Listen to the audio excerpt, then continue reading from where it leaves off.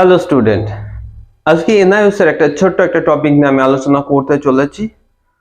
তোমরা তো জানো যে এনআইওএস অর্থাৎ national institute of schooling board, এটা ভারতবর্ষের one of the best platform, যেখান থেকে তুমি তোমার পিছিয়ে পড়া স্বপ্নকে তুমি বাস্তবায়িত করতে পারো। যেটা 1999 সালে মিনিস্ট্রি অফ এডুকেশনের আন্ডারে এটা কিন্তু তৈরি হয়। যদি এটা সিবিএসসি মডেলকে ফলো করে আজকে এরা নিজেরা একটা অটোনমাস বডির মাধ্যমে তোমার যেটা শর্ট টাইমের মাধ্যমে যাতে তুমি তোমার সময়টাকে ধরে পাও, এবং যারা পিছিয়ে পড়া স্টুডেন্ট, যারা এখনো পর্যন্ত যারা মাধ্যমিক উচ্চ মাধ্যমিক কমপ্লিট করতে পারেনি, অর্থাৎ যাতে শিক্ষার আলো প্রত্যেকটা ঘরে ঘরে পৌঁছায়, তার উপরই বেস করে কিন্তু এনআইওএস 1990 সালে এটা কিন্তু তৈরি হয়। আজকে আমি সেই এনআইওএস এর যারা ভ্যালু, যার ডিমান্ড আমাদের স্টেট বোর্ডের সঙ্গে সমান, তো সেটা নিয়ে আজকে আমার আলোচনা। বরাবরের মধ্যে আমি আর যে ছোট্ট as an NS expert, also a government school teacher and a certified career counselor। দেখো, প্রথমে যে ব্যাপারটা নিয়ে আমরা আলোচনা করতে চলছি এনআইওএস এর, আজকে যে অক্টোবর সেশন নিয়ে আমি আলোচনা করতে চলেছি, এবং সেখানে দেখো আমাদের হেডিং এ করে দিয়েছি এনআইওএস অক্টোবর রেজিস্ট্রেশন 2024। অর্থাৎ যে অক্টোবর সেশনে তোমার এনআইওএস এর লাস্ট ডেট কবে আছে, কত টাকা তোমাদের ফিস পেমেন্ট করতে হবে, এবং তার পাশাপাশি তোমরা আমাকে কোশ্চেন করছো যে স্যার আমাদের লেট ফাইন কত কি দিতে হবে, প্রত্যেকটা বিষয় নিয়ে আজকে আমার আলোচনা।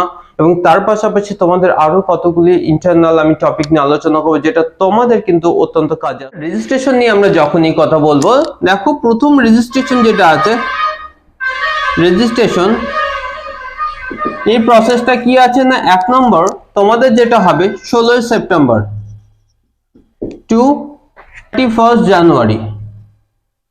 কত না, এখানে কোন রকম মানে নরমাল ফিস কত পড়বে, নরমাল ফি। সেকেন্ড তোমাদের চলে আসবে বি নম্বরে। দেখো জানুয়ারিতে তোমার কোন রকম কাটছে না টাকা, এক্সট্রা টাকা যেটা ফাইন। দ্বিতীয়ত হচ্ছে 1 ফেব্রুয়ারি টু 15 ফেব্রুয়ারি, এখানে তোমাদের যেটা কাটবে 200 টাকা করে কিন্তু ফাইন কাটবে। থার্ড চলে আসো 16 ফেব্রুয়ারি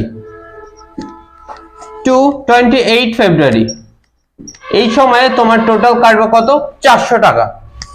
এবার ডি নাম্বার চলে আসবে 1 মার্চ টু 15 মার্চ, সর্বোচ্চ কত টাকা কাটবে না, 700 টাকা। কেন আমি বলেছি, অনেক স্টুডেন্ট আছো যারা তোমরা বারবার ফোন করে বলছো যে স্যার লাস্ট ডেট কবে, তাহলে তোমাদের এই যে অক্টোবর সেশনের এক্সামের লাস্ট ডেট হচ্ছে কিন্তু তোমাদের 15 মার্চ, অর্থাৎ 15 মার্চ নাগাদ যদি তুমি ফর্ম ফিল আপ করো, প্রথম মার্চ থেকে 15 মার্চ তোমার ফিস কাটবে, এক্সট্রা তোমার যে টাকাটা কাটবে তার সঙ্গে 700 টাকা কিন্তু ফাইন কাটবে। তাহলে এখনো যারা ভর্তি তোমরা হওনি এনআইওএস এ, তোমাদের কিন্তু উইদাউট লেট ফাইনে তোমরা অক্টোবর সেশনে ভর্তি হতে পারো।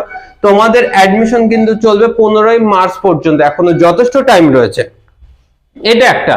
তাহলে আমরা রেজিস্ট্রেশন সংক্রান্ত আমরা বুঝে গেলাম যে অর্থাৎ এখানে আমাদের লেট ফাইন কত লাগছে। তোমাদের যেটা নরমাল ফিস যেটা হয় অ্যাপ্লাই করবার সময়, যারা আমাদের কাছে অ্যাপ্লাই করো, তোমাদের মেলে প্রতিটা ডিটেলস তোমাদের আপলোড হয়ে যায়, তোমরা তো সেটা দেখো।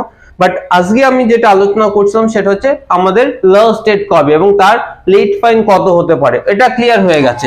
এবার তোমাদের আরেকটা, তোমাদের যে অনেকগুলো প্রবলেমের তোমরা সম্মুখীন হচ্ছ, সেটা হচ্ছে যে অন ডিমান্ডের সঙ্গে তোমরা বারবার কিন্তু একটা জিনিস গুলিয়ে ফেলছো, সেটা হচ্ছে কি না পাবলিক এক্সামের মধ্যে। দেখো এক্সাম আমি বারবার বলেছিলাম যে তোমাদের এক্সাম হচ্ছে কিন্তু টু টাইপের, একটা হচ্ছে কি না পাবলিক এক্সাম, আর একটা হচ্ছে নাকি ওডি অর্থাৎ on demand exam. But public exam কারা দিতে পারবে, অন ডিমান্ড এক্সাম কারা দিতে পারবে, সেই কনসেপ্টটা আবার তোমরা কিন্তু ক্লিয়ার করে নাও।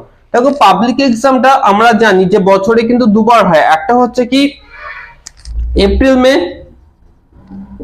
মে, আর একটা হচ্ছে কি অক্টোবর নভেম্বর। আর একটা যেটা রয়েছে সেটা হচ্ছে অন ডিমান্ড, যার মান্থ আমাদের কি চলে না, অন ডিমান্ড হচ্ছে জানুয়ারি, ফেব্রুয়ারি আর মার্চ, আর একটা জুন, জুলাই, আগস্ট।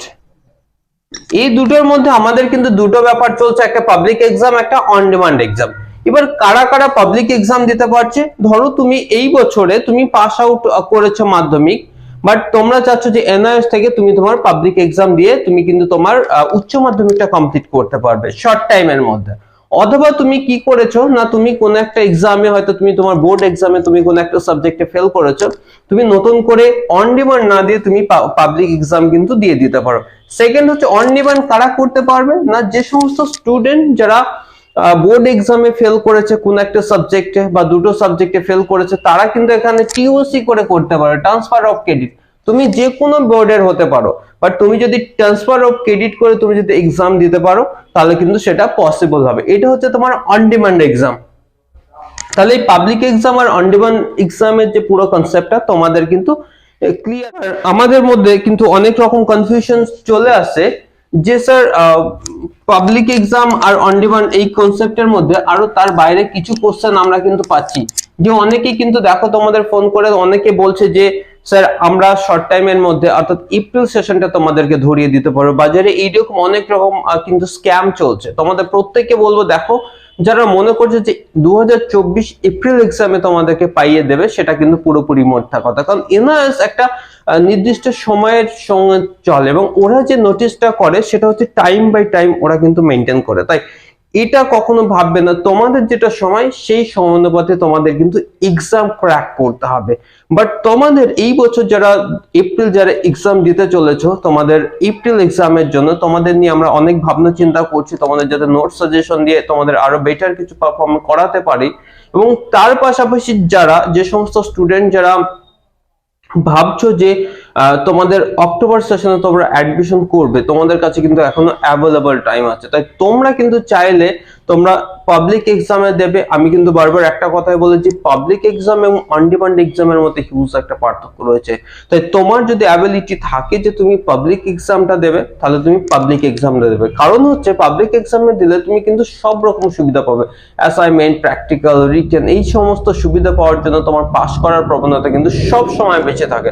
তাই প্রত্যেককে বলবো দেখো, এনআইওসি হচ্ছে একমাত্র বিকল্প বোর্ড যেটা থেকে অ্যাপ্লাই করবার পরপরই তুমি কিন্তু ভারতবর্ষের যে কোনো জব থেকে শুরু করে বর্তমান জেই মেন থেকে শুরু করে নিট থেকে শুরু করে বিভিন্ন তুমি কোর্স কিন্তু করতে পারো এবং তার পাশে বিভিন্ন এন্ট্রান্স এক্সাম গুলো কিন্তু দিতে পারো। অর্থাৎ যে সমস্ত স্টুডেন্ট যাদের হয়তো নিজস্ব ফার্মাসি বিজনেস রয়েছে বাট যাদের অ্যাবিলিটি নেই, এখন এজেড হয়ে গেছে, তোমরা কিন্তু এনআইএস থেকে তুমি তোমার সায়েন্স কমপ্লিট করে তোমরা কিন্তু ডিপ্লোমা ফার্মাসি করতে পারো। বাট এই ইনস্টিটিউট এই জন্য সবসময় তোমাদের পাশে রয়েছে, ছিল, আছে এবং আরো থাকবে।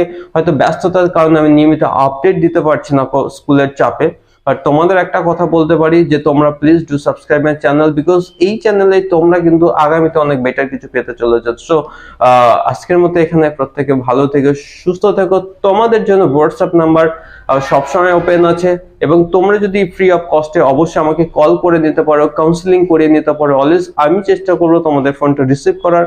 তার পাশাপাশি তোমাদের এনআইএস সংক্রান্ত এবং তোমাদের কেরিয়ার নিয়ে যদি তোমাদের মধ্যে কোনো কনফিউশন থেকে থাকে যে স্যার আমি কোন ধরনের কোন ধরনের কোর্স করে আগামীতে আমি আরো বাড়তে পারবো এবং কোনটা আমার সঠিক ওয়ে হবে, প্রত্যেকটা বিষয় নিয়ে তোমরা কিন্তু এক্সপার্টদের সঙ্গে আলোচনা করছো, আমার সঙ্গে তোমরা ইজিলি আলোচনা করে নিতে পারো।